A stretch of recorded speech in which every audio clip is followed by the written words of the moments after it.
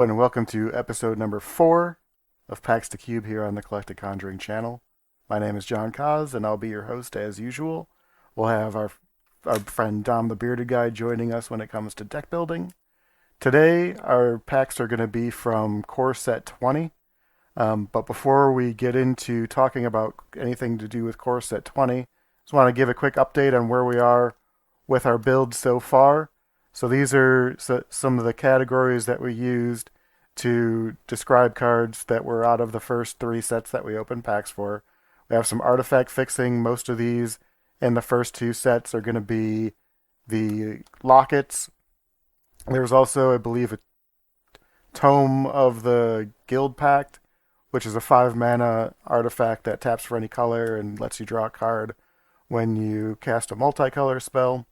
So the first 2 decks that we built were a Boros deck and a Dimir deck, red-white, blue-black. Then we had the 2 erratic Cyclopses, which I'm putting into the funny build-arounds because they're going to end up in the cube maybe. The future consideration was some of the stuff that we weren't using. Gates and their payoffs are in the 2 Gates columns. We opened 3 Shocklands, 2 in Guilds, 1 in Ravnica Allegiance. Once we get to Return to Ravnica block, hopefully we get some more of those to add in. The decks that we built out of Ravnica Allegiance were an Esper, which is white, blue, and black, and Rakdos, which is red and black. So after the first 2 sets, we did not build a deck that had any green in it, but that changed when we got to War of the Spark, and we built a Golgari Planeswalker deck that technically has red in it because there's some of the hybrid mana costs that can be paid with either green or red or black or red. So there's technically red in that deck, but it's not. There wouldn't be any red mana in that deck. And the other deck we built was an Azorius Teferi deck because we opened Teferi and Teferi's busted. That out of there we had another 12 cards that we added to the future consideration list, so we got about 26 on that list so far. Which we'll revisit way later on once we're actually getting ready to play the cube. So, moving on to Core 20, as always, I'll be putting the link to this MTG wiki page in the details, and you can read anything you want about it. I'm not going to go over every little detail because I think that would be boring, but I am going to mention a quick highlight, which is that in this set, it was kind of based around Chandra. There's 3 Chandra cards in here, 1 at the uncommon rarity, 1 at the rare rarity, and then 1 at mythic rare. So Chandra was a big part of this set. She has elemental synergies and then deals damage and also does things to do with instants and sorceries. So let's see what kind of cards we open, and then after we open the cards, we will get on to deck building. So let's go.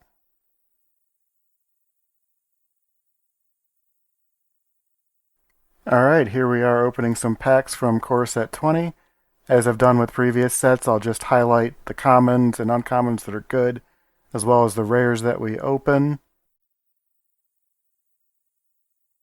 Agonizing Siphon, dealing 3 and gaining 3 life is pretty decent. Cloud Seer goes in most flying decks. Dread Presence, if we ever support mono black in the cube, would absolutely get played. It might even get played anywhere if we have a base black deck in the when we start building the limited decks.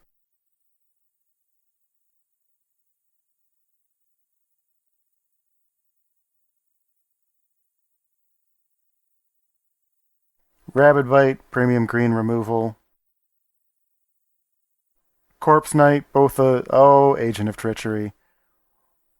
Agent of Treachery is a card that is Plague standard, allowing you to steal any of your opponent's permanents. They'll absolutely get played in the cube here.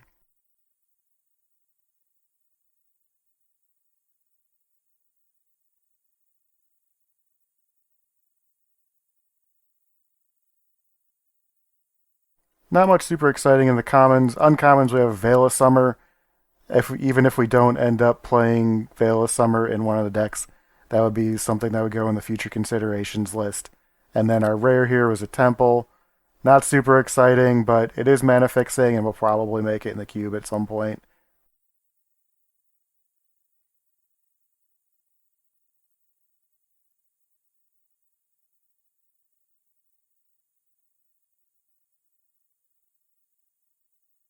Unsummon gets played in any kind of blue tempo-y kind of deck.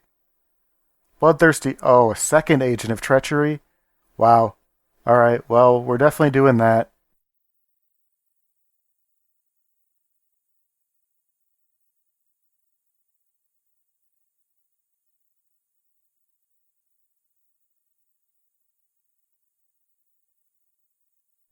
Wingword's a cheap draw spell if you have a flyer.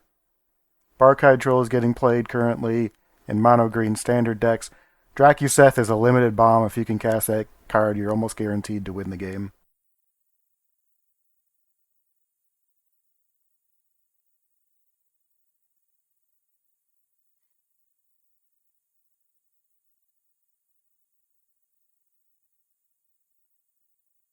Murder, downshifted to common in this set.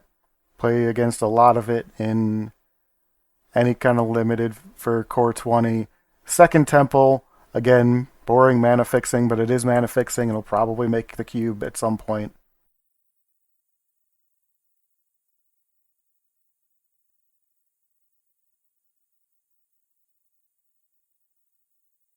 I believe that's our third battalion foot soldier, which, I don't know. We probably have to do that, I would guess. A third temple. So now we're running the gamut of temples. Most of our rares have been temples so far, so I guess they're probably making it.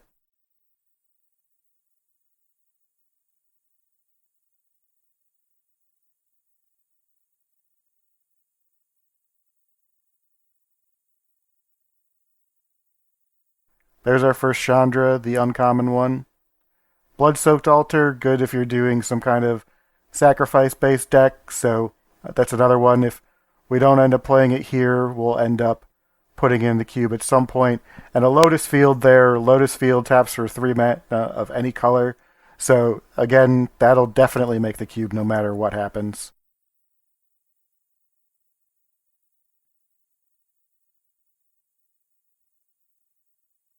Battalion Foot Soldier number 4.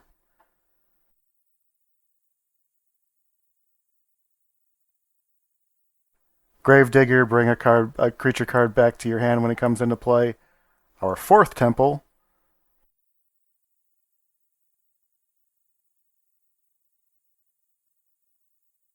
I'm really gonna want to play an Act of Treason deck that has a the blood soaked altar in it. We'll see if Dom the Bearded Guy allows that to happen or not.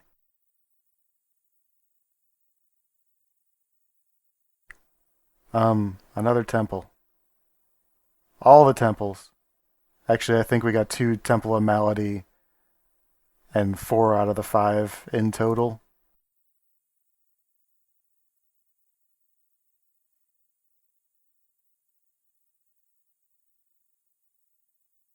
Pacifism. Second Chandra. Probably playing red so we can squeak those in. Vivian, Arcbow Ranger, and Planar Cleansing. 2 cards that want you to be in either heavy white or heavy green. That's something that would probably be a monocolor payoff if we don't end up playing them in one of the decks that we build. Those will probably make the cube anyway, just so that if anybody does decide to go monocolor, they would have some form of payoff for it. Same with Icon of Ancestry. That'll be if we ever decide to go tribal. And it looks like we're reaching the end here with the Wolf Rider settle, so let's move on to deck building.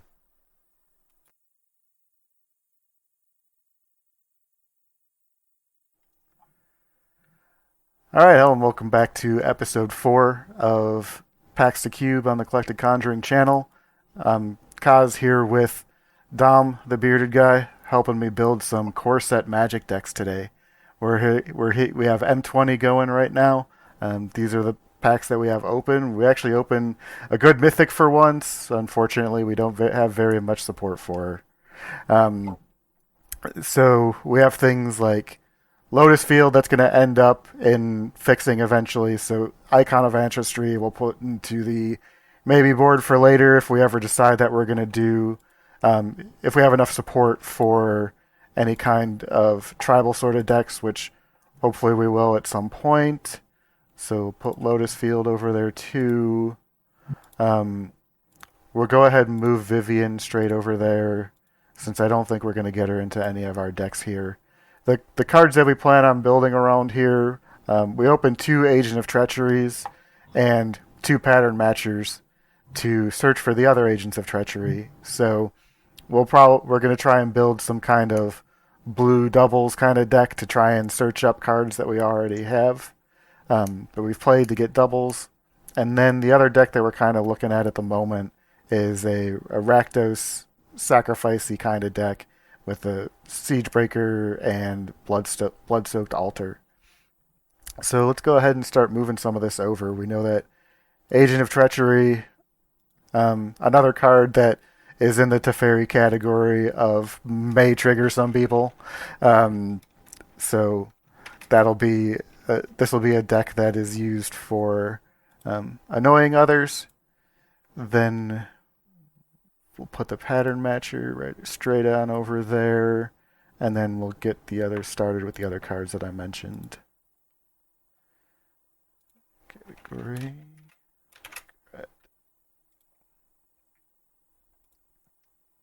So while you're doing that, the most interesting card to me that we're not playing with is Corpse Knight. It's like one of the more abusable build around uncommons, and one of the places where my eyes went, but I just don't see any support. Like, we don't have a bunch of tokens.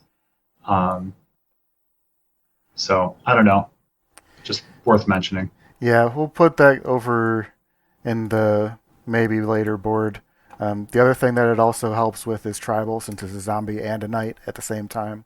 So if we get into any kind of zombie synergies or knight synergies, we'll probably add that to the cube also. So let's start here with the blue deck. What do you for a change? Yeah, for a change. Oh, okay. Yeah, that's true. We have done blue decks first every single time so far. We'll start with the black-red deck on this one. So, we definitely want Gravediggers. We're going to be sacrificing creatures. We'll want to bring creatures back. So, move that there. Active Treasons we want because we want to be sacrificing our opponent's creatures instead of ours. Side note, this is a card that I used to try and put into every single limited deck that I ever tried to build, and Dom the Bearded Guy here is the one who started talking me out of it. It took a long time. It took a long time, but I am finally there. I don't put it in every single deck. I still want to, I just don't. And, don't say it out loud either so I don't get yelled at. Moving on, we'll play any number of shocks that we get. I'm sure all 3 of these will end up in the final deck. Well, especially with that Destructive Ogre. Yeah, let's make sure that we get him moved over. So, Ogre Siegebreaker. Yeah, Ogre Siegebreaker, you can pay 4 and destroy target creature that was dealt damage that turn, so you turn a shock into a 5-mana kill spell. That's pretty decent. Anything else from the uncommons here? We probably want the...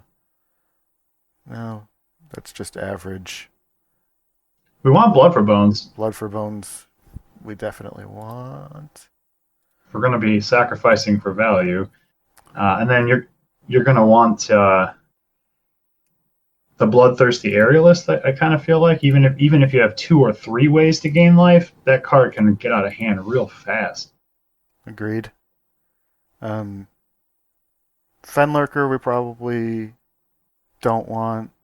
Well, Fenlurker is great food, right? You're talking about building a sacrifice deck. It trades. It's a 1-for-1 right away, and then you feed it to something else. So makes sense. So what else do we have in red? Unchained Berserker. Avoid playing if we... Spitfire. I mean, we have 3 shocks, but that's not really where we want to point them. Yeah, fair enough. Ember Hauler would probably play.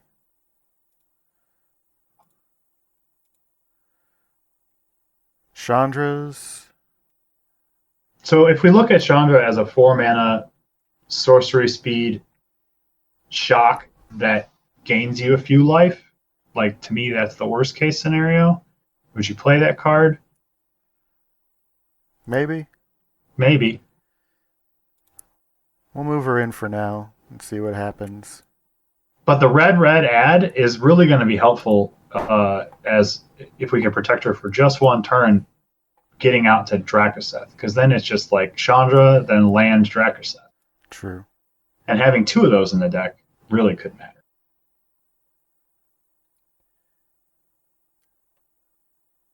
Dread Presence would probably play. Yeah, I mean, I really want that in a 10 swamp deck, but even 9, I'll probably still play. Yeah. So then we'll move on to the commons. None of the colorless ones are really reaching out to me for this deck.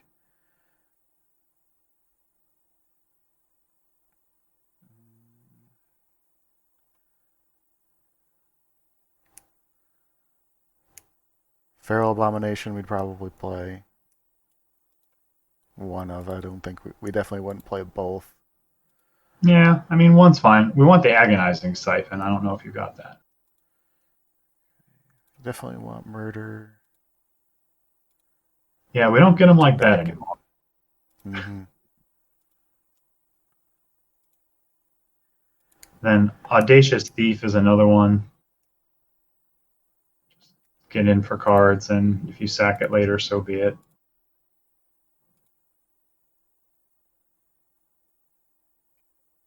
Bone Splinters will play.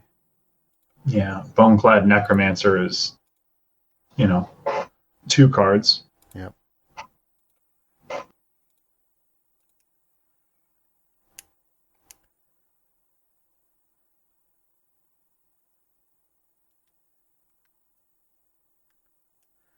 Do we need the Soul Salvage? I mean, we have 2 Gravediggers already. We have 2 Gravediggers and 2 cards that exile our own creatures and the Blood for Bones. That's a lot. Okay.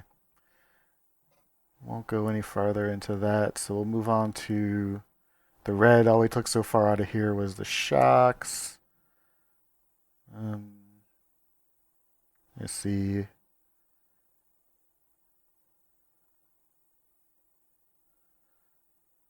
I don't really see much here that I want to put in. Yeah, there's a lot of big, boring red cards. Yeah, it's like maybe the Ember Cat to help cast the Chandra earlier. Yeah.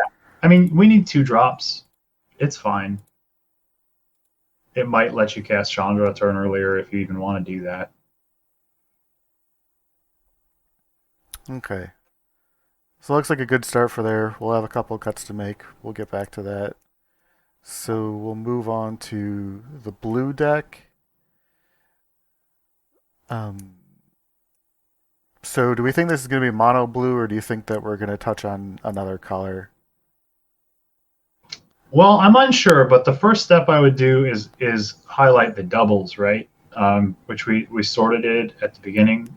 There's 2 of the 5-mana flyer, yeah, Boreal Elemental, which is fine anyway, and then there's 2 of the Cloud Concealer, which is way better than fine. Oops. We would play any number of those. There are multiple Mo Piranhas, but I'm not sure that's where we want to be. Sprites. Yeah, there's 2 Metropolis sprites. We're happy to play those.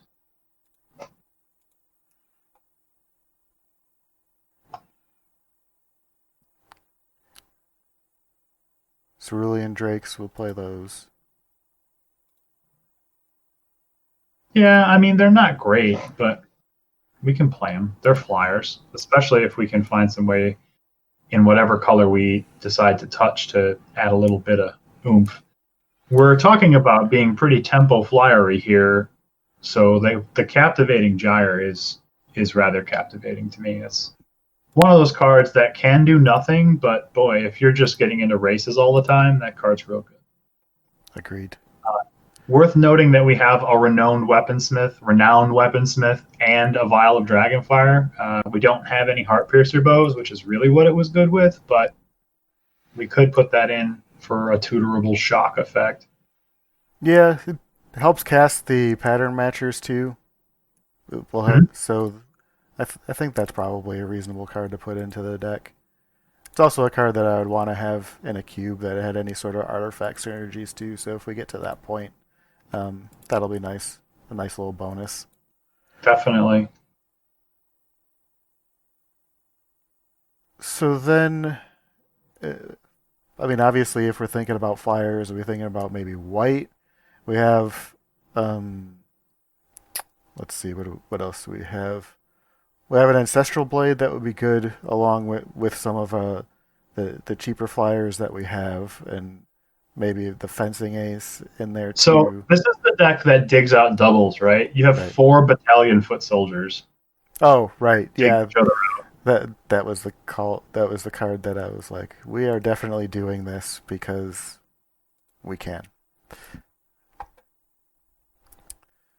What else do we have here for doubles? Daybreak Champlain There's is 2 a bit inspiring exciting. captains, which are probably good enough to play, especially because they pump your team.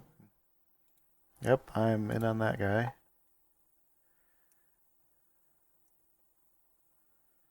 And you're probably playing squad captain, unless we're just too glutted on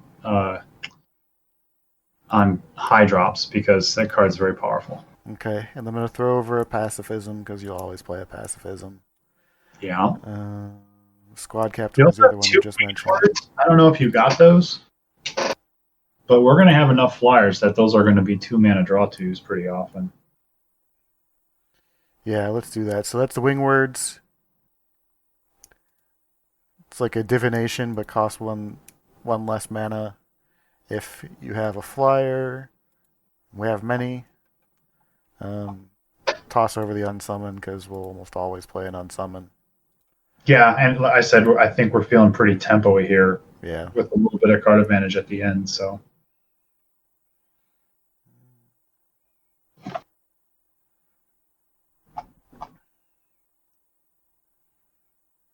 I'll move over the blade. I'll add in the Angel of Vitality.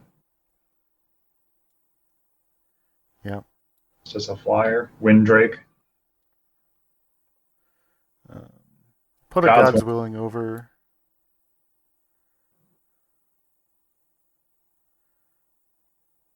I guess the fencing ace probably isn't that good if we only have one thing to pump it. We could also play a Marauder's Axe, but I don't know how exciting that is. Yeah, I mean, the only reason I would put that in is because you wanted to really get it into the cube. Like, I wouldn't fight you over it, but it wouldn't be where I went first. Yeah. So we'll just leave that as is. Oh, one more card that will move over for maybe board if we're going to do something in the future with planar cleansing. Having some sort of wrath is always a good thing. Alright, so that's where we are. We'll change this to Woo for a minute till we come up with a real name. Alright, so let's sort now by mana cost. And let's see what we can pick out of the black-red decks to start. So what are the sacrifice outlets? We have a Bone Splinters. We have... The Altar's the big one. Blood for Yeah. Bones. Yeah. Well, it's really just those three, I believe.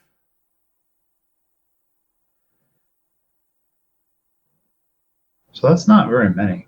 No, it isn't.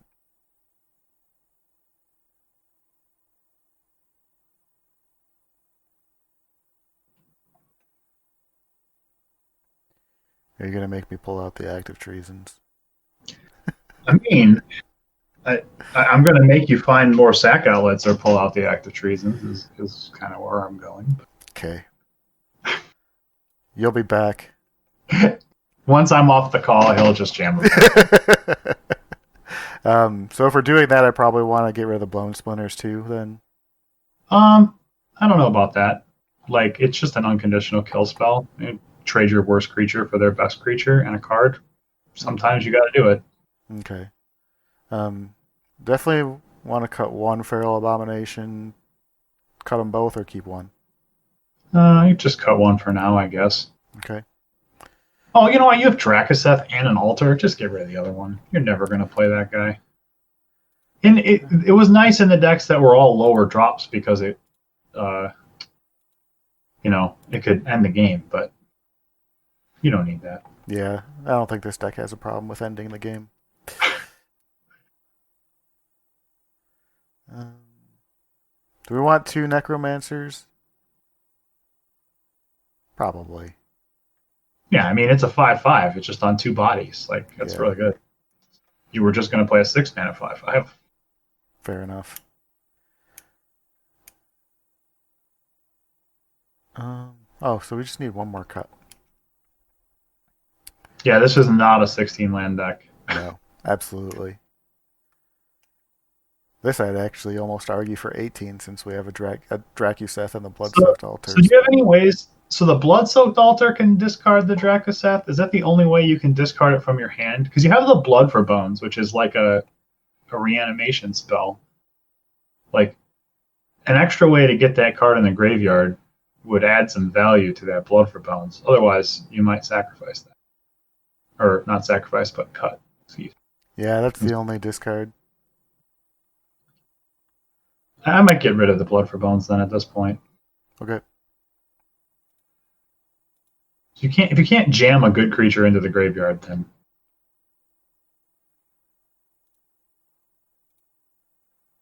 All right. Well, we're at 23 on that one.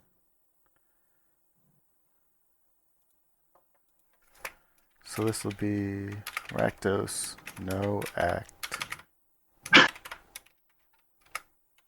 Sad face. sad face. Single tier. Yeah. All right, so let's go back over to our Azorius deck here. We're at 30, so we need 7 cuts out of this. So this deck is a little bit of a meme, but not that much. And I think that the Cerulean Drakes are the worst card. Okay.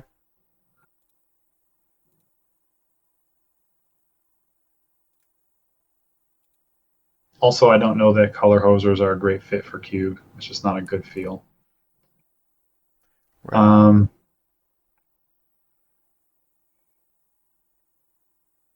So then, I mean, I start to question like, how powerful are the single creatures that we have? Like Renowned Weaponsmith actually digs through the deck and gets more things, so it's kind of a double anyway. Squad Captain here, maybe not where we want to be.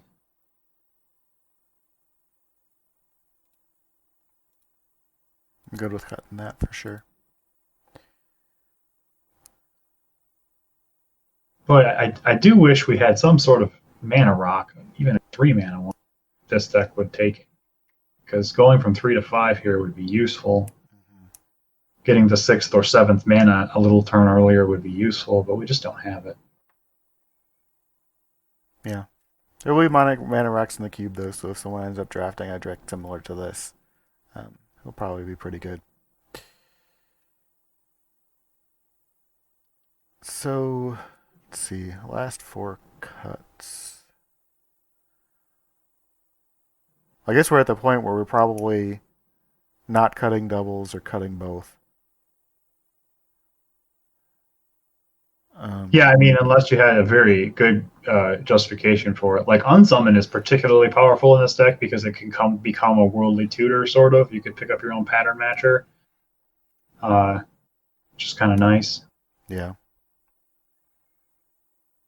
Ancestral Blade is not great. Yeah, I think I wanted to like all this cycle of equipment artifacts that come in attached to a creature a bit more than a bit better than they actually performed. I agree. I think that a good name for that entire cycle is I wanted to like this more.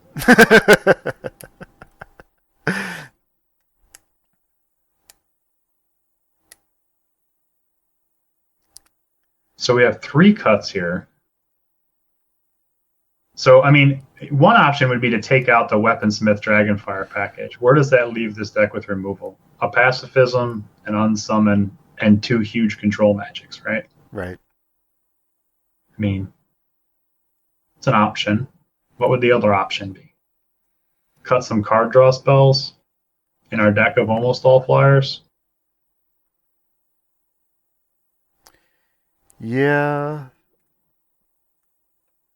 that's.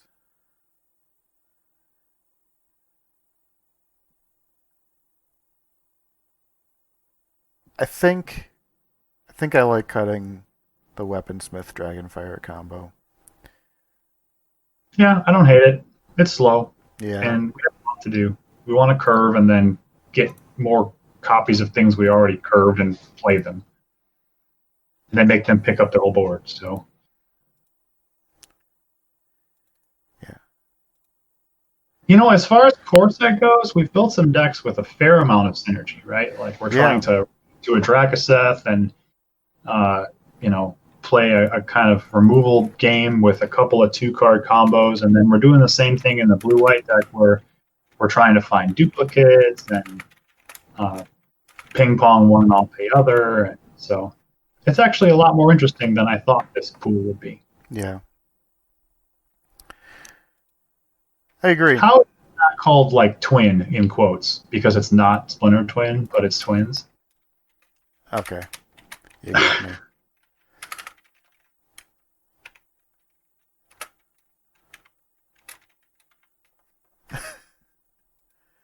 There we go.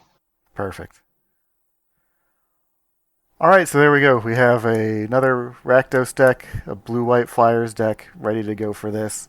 A lot of cards in our maybe board that'll probably be entered in the cube at some point, depending on what kind of other support we have for them. So we'll go ahead and wrap up this video here, and we will talk to y'all later. See you next time.